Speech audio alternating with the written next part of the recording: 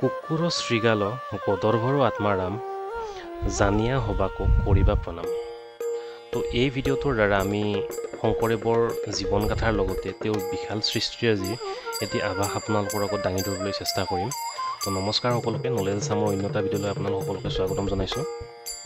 তো আহক এতিয়া আমি সকলোৱে শংকৰদেৱৰ একশৰণ নাম ধৰ্মৰ সাগৰত এটি ভুমুকি মাৰিবলৈ চেষ্টা কৰোঁ।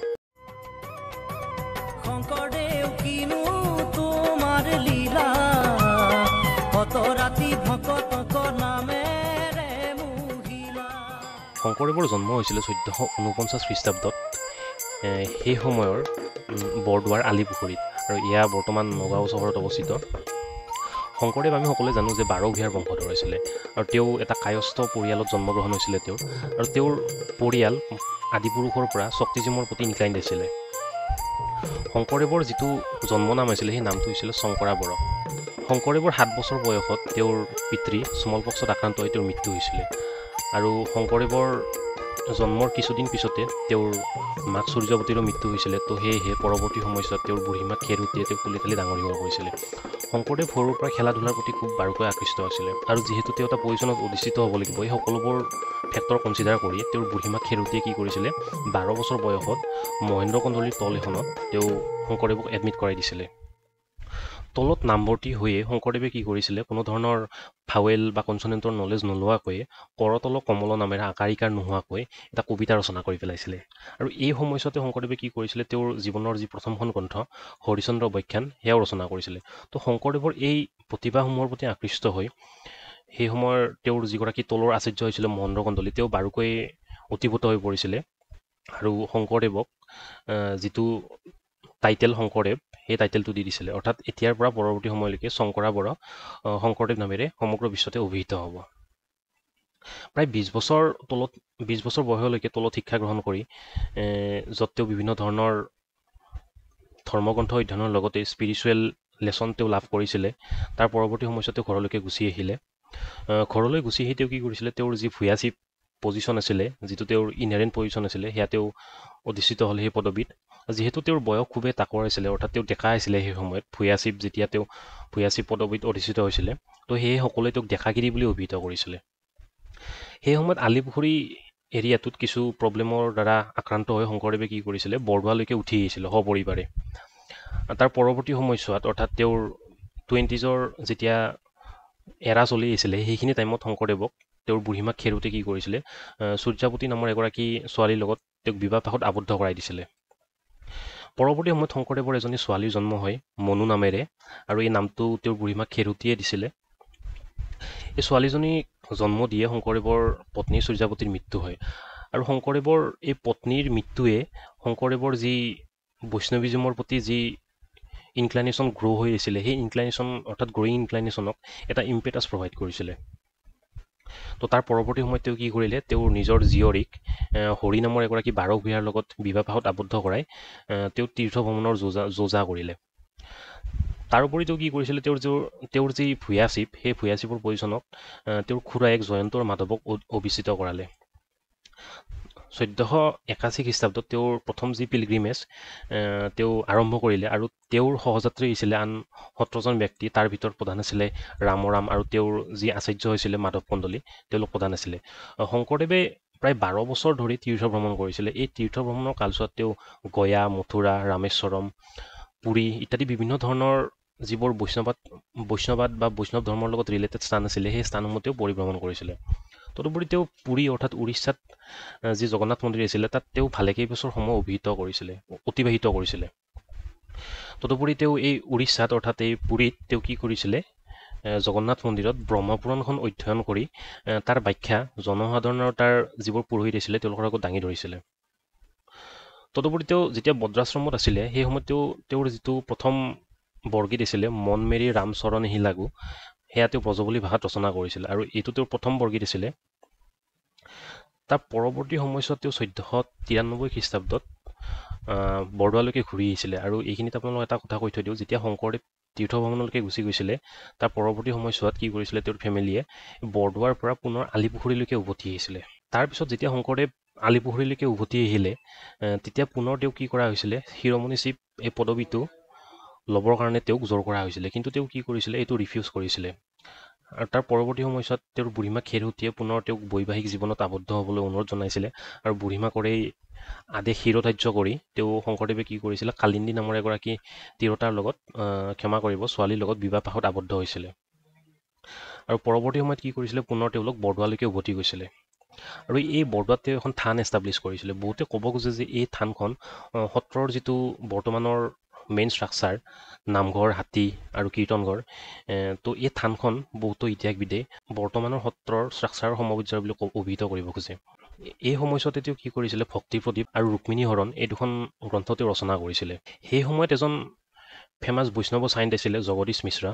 তেওঁ কি কৰিছিলে, এবাৰ সপোনত দেখিছিলে যে ভাগৱত পুৰাণখন তেওঁ লগত লৈ গৈ আমাৰ যি নৰ্থ ইষ্টৰ এজন ফেমাছ বৈষ্ণৱ চাইণ্ট শংকৰদেৱৰ ওচৰত তেওঁক প্ৰথম কৰিব, আৰু তেওঁ নিজৰে সপোন বাস্তৱিত কৰি ভাগৱত পুৰাণখন লৈ আহি শংকৰদেৱৰ লগত প্ৰথম কৰিছিলে।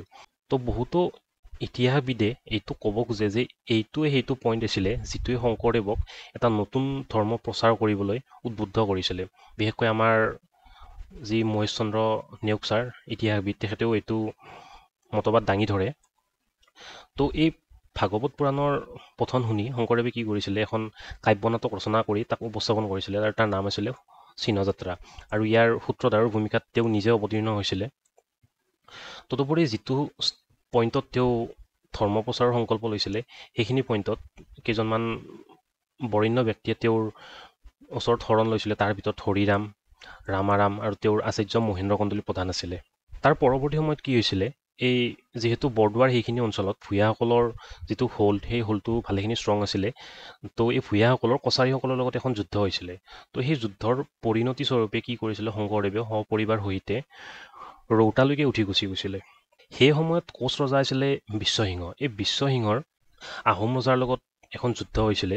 এই যুদ্ধৰ পৰিণতি স্বৰূপে বিশ্বসিংহ হাৰিছিলেও, বাট ষ্টিল শংকৰদেৱে এই যুদ্ধৰ টাৰ্মইলৰ পৰা নিজক বচাবৰ কাৰণে বা সেই তাৰ দ্বাৰা কোনো ধৰণে ডেভিয়েট নহ'বৰ কাৰণে কি কৰিছিলে, পুনৰ তেওঁ গংমাওলৈকে উঠি আহিছিলে। গংমাও সেই সময়ৰ আহোম ডাইনাষ্টিৰ অন্তৰ্গত হৈছিলে। তাৰ পৰৱৰ্তী সময়ত কি হ'ল, শংকৰদেৱৰ যিটো ধৰ্মৰ শৰণ লোৱা সদস্যৰ সংখ্যা লাহে লাহে বাঢ়িব ধৰিলে। জনসাধাৰণৰ মাজত এই শংকৰদেৱৰ ধৰ্মৰ একচেপ্টেঞ্চটো বাঢ়িব ধৰিলে।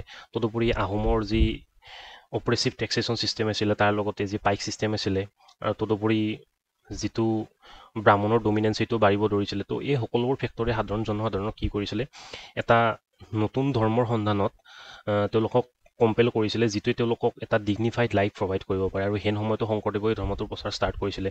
তো সেই শংকৰদেৱৰ ফলোৱাৰসমূহ বা ডিচিপুলসমূহ লাহে লাহে বাঢ়িব ধৰিলে। তো এই কথাটোত ক্ৰোধিত হৈ সেই সময়ত যিবোৰ ব্ৰাহ্মণিকেল লিডাৰ আছিলে, সেই সকলোবোৰে কি কৰিছিলে, সেই সময়ৰ আহোম ৰজা চুহুংমুঙক শংকৰদেৱৰ বিপক্ষে ভালেমান এলিগেশ্যন দাঙি ধৰিছিলে। তো চুহুংমুঙে কি কৰিলে, শংকৰদেৱক তেওঁৰ এলিগেশ্যনৰ এগেইনষ্টত তেওঁৰ ৰাজ দৰবাৰলৈকে মাতি পঠিয়ালে। আৰু শংকৰদেৱে কি কৰিছিলে, চুহুংমুঙৰ আগত তেওঁৰ এগেইনষ্টত থকা সেই সকলোবোৰ এলিগেশ্যন খণ্ডন কৰিবলৈ যুক্তিৰে সক্ষম হৈছিলে।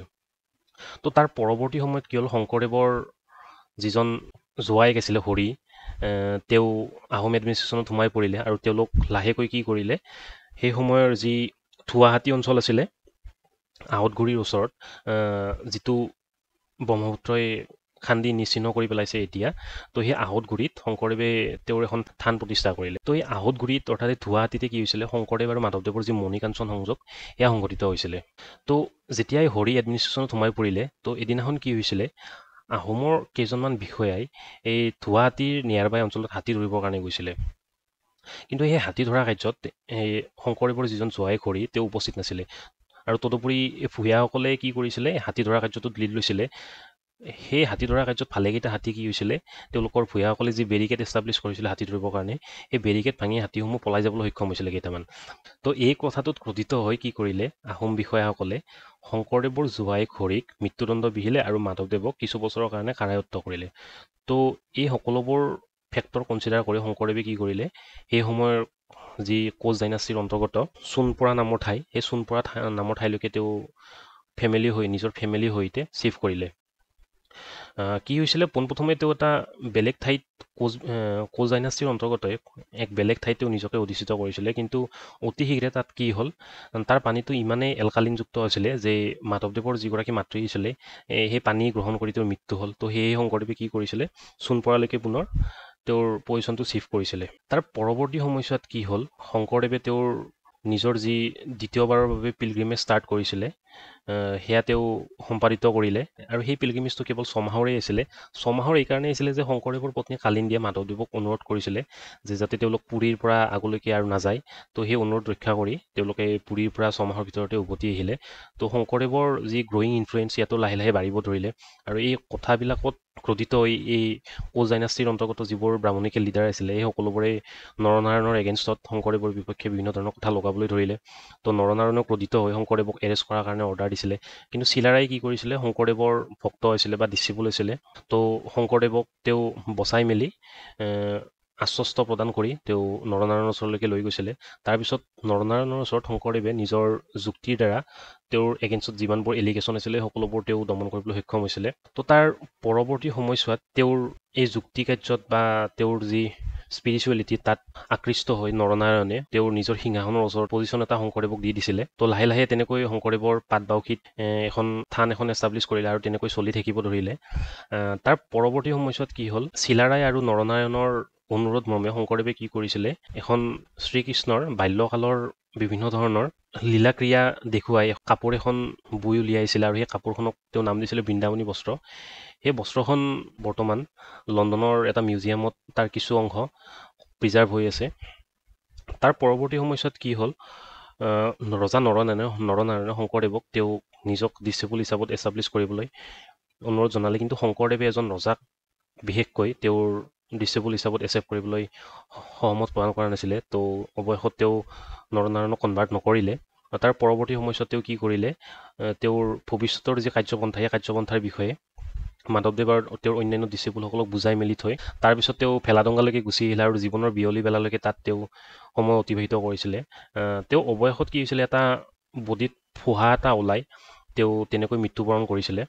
তো এইখিনি আছিলে শংকৰদেৱৰ সংক্ষিপ্ত জীৱনচৰিত। সাধাৰণতে এটা ভিডিঅ'ত শংকৰদেৱৰ এই বিশাল কৰ্মৰাজি আৰু তেওঁৰ জীৱনগাথা কাভাৰ কৰাটো পচিবল নহয়। তো আমি যিমানখিনি পাৰি এইখিনি কাভাৰ কৰিবলৈ চেষ্টা কৰিছোঁ। এতিয়া শংকৰদেৱৰ কিছুমান টিচিং আৰু ইন'ভেশ্যনৰ বিষয়ে আমি অধ্যয়ন কৰিবলৈ চেষ্টা কৰিম।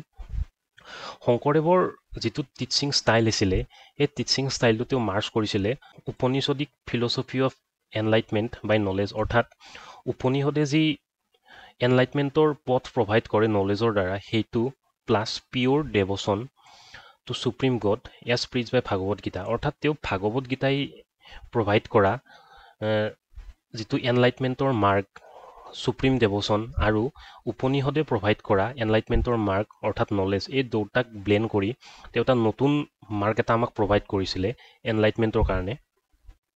তদুপৰি কি হয়, শংকৰদেৱৰ যি একশৰণ নাম ধৰ্ম, সেই একশৰণ নাম ধৰ্মত তাহানিৰ যেতিয়া ভক্তি আন্দোলন আৰম্ভ হৈছিলে চাউথৰ পৰা, তো বিভিন্ন ধৰণৰ ৰিফৰ্মাৰে বিভিন্ন ধৰণৰ কনচেপ্ট দিছিলে। ছাপ'জ ধৰি ল'লোঁ শংকৰাচাৰ্যই দিছিলে মনিজিম, তাৰপিছত আহিল ডুৱেলিজিম, কোৱালিফাইড মনিজিম। শংকৰদেৱে এই সকলোবোৰ বেন কৰিছিলে, অৰ্থাৎ এই একশৰণ নাম ধৰ্মত এই সকলোবোৰ কোৱালিটি দেখিবলৈ পোৱা যায়। তো এক কথা যদি আমি ক'বলৈ যাওঁ, হিন্দুইজিমৰ ভিতৰত যিমানকেইটা স্পেক্ট্ৰাম আছে ধৰ্মৰ ৰিলেটেড, সেই সকলোবোৰ স্পেক্ট্ৰাম শংকৰদেৱে তেওঁৰ টিচিঙৰ দ্বাৰা আমাক প্ৰভাইড কৰিছিলে। তো এইটো এটা বল্ড ইনিচিয়েটিভ বা হাইলি ক্ৰিয়েটিভ ইনিচিয়েটিভ বুলি ক'ব পাৰি। তো আমি এই সকলোবোৰ চাম আপ কৰি আমি শংকৰদেৱৰ যিটো ধৰ্মৰ পথ, সেই পথটোক আমি বিৱৰ্তনবাদ বুলি অভিহিত কৰিব পাৰোঁ। তাৰপিছত যদিহে আমি শংকৰদেৱক এজ এ আৰ্টিষ্ট তেওঁ কি ইন'ভেট কৰিছিলে সেইটো চাবলৈ যাওঁ, তেতিয়াহ'লে আমি দেখা পাম তেওঁ টেম্বুৱানী অৰ্থাৎ আহতগুৰিত যিটো কীৰ্তন ঘৰ এষ্টাব্লিছ কৰিছিলে সেইটো খুবেই হাইলি ফিউচাৰিষ্টিক আছিলে, অৰ্থাৎ তাৰ ডিজাইনটো ভৱিষ্যতদৰ্শী আছিলে। ভৱিষ্যতদৰ্শী এইকাৰণে বুলি অভিহিত কৰিব পাৰি, শংকৰদেৱৰ মৃত্যুৰ প্ৰায় মোটামুটি 4টা শতিকা পিছত বাৰ্লিনত অৱস্থিত ভাল্কসি থিয়েটাৰ এই শংকৰদেৱৰ এই কীৰ্তন ঘৰৰ ষ্ট্ৰাকচাৰটোক ৰিজেম্বল কৰে। তো ইয়াৰ দ্বাৰা আমি শংকৰদেৱৰ ফিউচাৰিষ্টিক যিটো মনোভাৱ তাৰ এটা চমু আইডিয়া এটা পাব পাৰোঁ। তদুপৰি তেওঁ কীৰ্তন ঘৰৰ যিটো এপ্ৰ'চ ৰাখিছিলে পিলাৰ্ড এপ্ৰ'চ, সেইটো পিছলৈ যিবোৰ আমাৰ মডাৰ্ণ আৰ্কিটেক্সাৰ তাত হাইলি ইউজ হ'ব ধৰিলে। তদুপৰি তেওঁ চিমেট্ৰিৰ ওপৰত হাইলি ফ'কাছ কৰিছিলে। তদুপৰি তেওঁ পৃথিৱীৰ এনেকুৱা একমাত্ৰ ৰিলিজিয়াছ লিডাৰ আছিলে যাৰ নিজৰ আৰ্কিটেক্সাৰৰ পেটাৰ্ণ আছিলে। শংকৰদেৱক বাদ দি বাকী আন কোনো ধৰণৰ এনেকুৱা ধৰ্মগুৰু নাই যিয়ে এটা ধৰ্ম প্ৰিচ কৰিছে, প্ৰচাৰ কৰিছে আৰু তাৰ লগে লগে সেই ধৰ্মটো প্ৰচাৰৰ অৰ্থে কেনেকুৱা ধৰণৰ আৰ্কিটেক্সাৰ সেয়া কোনোবাই দাঙি ধৰিছে। তো শংকৰদেৱে একমাত্ৰ লিডাৰ আছিলে। তদুপৰি কীৰ্তন ঘৰৰ যিটো অল্টাৰ আছে বা বেদী আছে, তো সেই বেদীটো সাধাৰণতে কিউবিছ ডিজাইনৰ আছিল আৰু এই ক্ষেত্ৰত শংকৰদেৱক পিয়নাৰ বুলি অভিহিত কৰিব পাৰি। অৰ্থাৎ আমাৰ যি মডাৰ্ণ কিউবিছ ডিজাইন আছে, ঘন আকৃতিৰ ডিজাইন, সেই ডিজাইনটো পোনপ্ৰথমবাৰৰ বাবে ইনোভেট কৰিছিলে আমাৰ শংকৰদেৱে তেওঁৰ নিজৰ যি কীৰ্তন ঘৰৰ বেদী বা অল্টাৰ আছিলে তাৰ দ্বাৰা। তদুপৰি তেওঁ নাটকসমূহত কেনেকুৱা ধৰণৰ ইনোভেশ্যন কৰিছে সেইটো যদি আমি চাবলৈ যাওঁ, তেতিয়াহ'লে আমি দেখিবলৈ পাম তেওঁ নাটকত এটা নতুনকৈ ৰসৰ সৃষ্টি কৰিছিলে। সেই ৰসটোৰ নাম হৈছিলে শান্ত ৰস। সাধাৰণতে এই ৰসটোৰ বিষয়ে আমি ভাৰতমুনিৰ যি নাট্যশাস্ত্ৰ তাতো উদ্ধৃতি দেখি নাপাওঁ। অৰ্থাৎ এই শংকৰদেৱৰ এইটো নিজা সৃষ্টি হৈছিলে শান্ত ৰসটো। পৰৱৰ্তী সময়ছোৱাত আনন্দ বৰ্ধন, তাৰপিছত অভিনৱ গুপ্তা যি এগৰাকী ফেমাছ তান্ত্ৰিক চেইণ্ট আছিলে, তেওঁ কি কৰিছিলে শংকৰদেৱৰ এই শান্ত ৰসটো তেওঁলোকৰ যি ৰচনাৰাজি তাত ইনকৰ্পৰেট কৰিছিলে। তো ইয়াৰ দ্বাৰা আমি শংকৰদেৱৰ ক্ৰিয়েটিভিটিৰ এটা চমু উমান পাব পাৰোঁ। তদুপৰি তেওঁ শংকৰদেৱে পোনপ্ৰথমবাৰৰ বাবে কি কৰিছিলে, প্ৰস্কেনিয়াম ইউজ কৰিছিলে তেওঁৰ নাটকত। প্ৰস্কেনিয়াম মানে কি হয়, সাধাৰণতে যিকোনো এটা নাটকৰ কাৰণে যিখন ষ্টেজ ব্যৱহাৰ কৰা হয়, যদি এই ষ্টেজখনৰ কোনো ধৰণৰ আৰ্কিটেকচাৰেল ডিজাইন থাকে, তো সেই ডিজাইনটোক সাধাৰণতে প্ৰস্কেনিয়াম বুলি কোৱা হয়। আৰু শংকৰদেৱে প্ৰথমজন ব্যক্তি আছিলে যিয়ে প্ৰস্কেনিয়াম ইউজ কৰিছিলে। তো ভাবক আপোনালোকে আজিৰ পৰা 6-7টা চেঞ্চুৰী পূৰ্বতে শংকৰদেৱে এইখিনি ভাবিব পাৰিছিলে। আৰু তদুপৰি পোনপ্ৰথমবাৰৰ বাবে তেওঁ কি কৰিছিলে, চিহ্নযাত্ৰাত তেওঁৰে প্ৰস্কেনিয়াম আৰু এখন এলিভেটেড ষ্টেজ ইউজ কৰিছিলে। এলিভেটেড ষ্টেজ মানে আমাৰ বৰ্তমানৰ যি মঞ্চ তাৰ লগত তাক তুলনা কৰিব পাৰি। তদুপৰি তেওঁ সূত্ৰধাৰৰ ৰোলটো কমপ্লিটলি চেঞ্জ কৰি দিছিলে।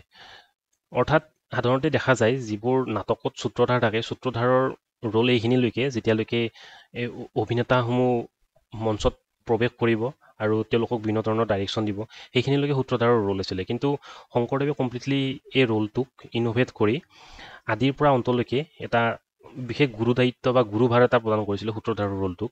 তাৰোপৰি শংকৰদেৱে কি কৰিছিলে, তেওঁৰ যি মঞ্চত সাজ সজ্জা কৰিছিলে, সেই সাজ সজ্জাবোৰ সাধাৰণতে পেৰাফেৰিনেলিয়া আছিল। অৰ্থাৎ কোনো ধৰণৰ, ছাপ'জ ধৰি লৈছোঁ তেওঁ মঞ্চত কি কৰিছিলে, মঞ্চ সজ্জাৰ কাৰণে আঁৰ কাপোৰ ইউজ কৰিছিলে। সেই আঁৰ কাপোৰখনে সাধাৰণতে কি বুজাইছিলে, মুক্তি বুজাইছিলে।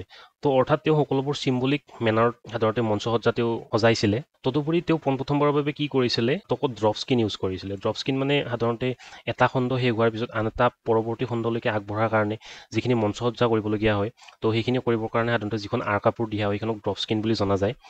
আৰু পোনপ্ৰথমবাৰৰ বাবে শংকৰদেৱে এই ড্ৰপ স্কিন ইউজ কৰিছিলে তেওঁৰ নাটকত। তাৰ পৰৱৰ্তী 119 বছৰ পিছত শ্বেক্সপিয়াৰে পোনপ্ৰথমবাৰৰ বাবে চন থিয়েটাৰত এই ড্ৰপ স্কিন ইউজ কৰিছিলে। তো আপোনালোকে শংকৰদেৱৰ যি ক্ৰিয়েটিভিটিয়ে হওক, লিগেচিয়ে হওক, সেই সকলোবোৰ আপোনালোকে এটা চমু আভাস পাব পাৰে। তদুপৰি এইখিনিতে আপোনালোকক আৰু এটা শংকৰদেৱৰ ক্ৰিয়েটিভিটিৰ উমান দি থৈ দিওঁ যে তেওঁ সাধাৰণতে কি কৰিছিলে, ভাওনাত নৌখৰ ছাতি তেওঁ ব্যৱহৃত কৰিছিলে। এই নৌখৰ ছাতিৰ তাৎপৰ্য এইটোৱেই আছিলে, ই সাধাৰণতে চিম্বলাইজ কৰে সাধাৰণতে 9টা ৰসক।